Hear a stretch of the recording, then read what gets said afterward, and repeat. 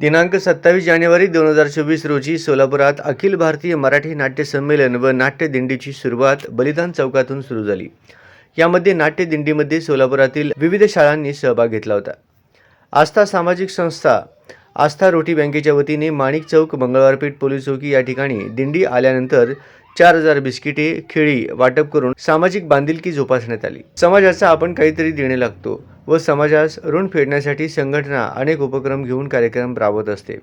हा उपक्रम राबवण्यासाठी आस्था रोटी बँकेचे उपाध्यक्ष आनंद तालीकोटी, सचिव सुहास चंचोरे, समाजसेवक शिवानंद सावळगी, वेदांत तालीकोटी, योगीराज आरळीमार, प्रथमेश गावडे, सिद्धू बेऊर, पिंटू कस्तुरे, सूरज छंचोरे, उदय छंचोरे, प्रमोद छंचोरे, अनिता गुळकर यांनी परिश्रम घेतले.